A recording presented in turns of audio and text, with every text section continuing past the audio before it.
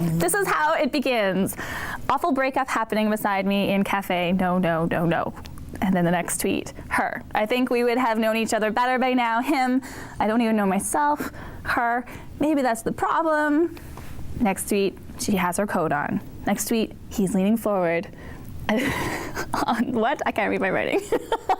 Anyways, his eyes are watering. He's looking at her salad. And it goes on and on and on. This live tweeted breakup by Dave Bidini. Some people thought it was hilarious. Some people didn't. Did you? Well, there's that saying, it's all funny when it's happening in somebody else's life. And sometimes it's funny when it's happening in mine too, but I just think... Like just last night I was staring at a salad. Yeah. No, I don't know. I think it speaks to how we are today in a culture, right? That's like it's reality TV or somewhat of reality, right? It's just not on TV. It's just on Twitter feeds. So. Whereas it's been a while since you had a breakup. Yeah, I've admitted that. I've been married almost 25 years, but there's no way that Twitter was around then. And it's kind of horrifying from a health perspective, where we take confidentiality and privacy so important, and to think that someone can just write about something that's happening in your personal life that you have no idea that someone's eavesdropping on. It's quite horrifying. Well, it just shines a spotlight, right? Mm-hmm. Like say you and your husband got in a fight about taking out the garbage, which is the biggest cliche argument in the entire world. But things get said in the heat of the moment that maybe you wouldn't want, and then all of a sudden everyone sees it, right? Like, I can't imagine you being a super angry person just from like 20 minutes of meeting you, but you never know, right? Well, and I would hate for that to be on Twitter. Yeah, right? It just makes you question privacy in today's society, like in such a technological world. I find them funny, the blogs, like people of Walmart, where people like take pictures of people wearing kind of like weird outfits or something, and I laugh and I'm like, oh man, like what if someone was taking a picture of me right now? Like it's it's just like there doesn't, and this is a breakup. People live tweet so many things. It's just, I don't know, I just question like where's the line of privacy or not. And what was disappointing to me too is the fact it was coming from a journalist, and that whole clandestine approach that all of us have done it in J school, where we talk about journalism 101. When is that appropriate? And it was on a very rare occasion that you would ever take that kind of approach to covering something or reporting on something, and so that was disappointing. It speaks to a general meanness too. Where we all, I don't know, there seems to be such a dissatisfaction, I think, in general in society with our own lives, that we take, so much interest and pleasure in someone else's pain. It's interesting. I feel very alone on this panel today. But as a journalist, but as somebody also who considers themselves a writer, I love creative writing, and so I do take inspiration from a number of things. My daughter's in a writing club right now, and we read a story about a refugee camp, and then we were all sort of asked to write after, and everybody comes up with different things because you have an experience where you have an emotional reaction, and then whatever comes out of you, right? So it's not quite the same thing because he's just, impulsively writing what's happening, but he's kind of commenting on the sideline, and I don't know. I am inspired by little things like that happen, and there's a part of me that this is on a different level, but there's a part of me that thinks that we don't talk enough about the hard stuff in life, and so when people can take hard stuff and put it out there, it creates a conversation. And now there were people who wrote like some pretty mean things to him, and one of them was like, worse than breaking up over Twitter is live tweeting a breakup, a new low for humanity, worse than Night of the Shooting Stars. Another person said, curious as to why you couldn't mind your own asterisk business.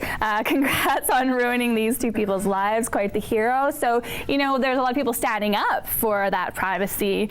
I kind of like that the conversation was created at all, which is kind of that artistry aspect. It's weird. I disagree and agree with you at the exact same time. I do feel like I actually think we talk too much about the hard stuff and maybe not enough about the heart stuff. Because in all truth, like, well, I'm just saying, like, I mean, this is someone's, this is what's happening in someone's life, and we don't necessarily talk about feelings. But the good thing is what you're saying is when people are reacting, they're showing passion, right? They're caring about human beings that, they don't even know, right? So I guess that brings out more, it creates more emotions and people get more into it. So that I agree, I see that side of it, but I don't know. I mean, it's amusing to me because, again, it's not happening to me. And Kim was bringing it up from a writer's perspective. And when you think about the blogosphere out there right now, and, it's kind of a gray area, isn't it? You're probably, when you're writing in your blogs, you are talking probably about specific people and specific incidents and everything like that. And of course, not asking permission to cover it or anything like that. So yeah, that gray area, I think, is fully playing out here, and so you make a very good point. And we don't necessarily know who they are. That's Although that's the thing. Daniel. Names, yeah.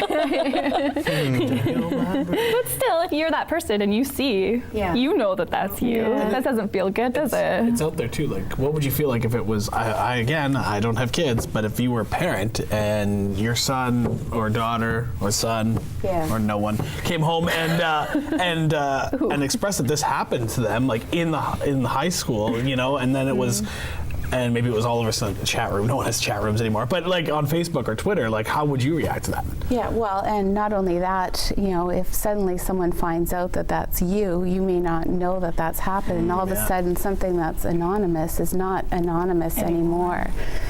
So where that leads to, from a friend, your whole community knowing that that's you, that someone's written about, it's no longer anonymous. And, there's lots of concerns with things like that getting out there online.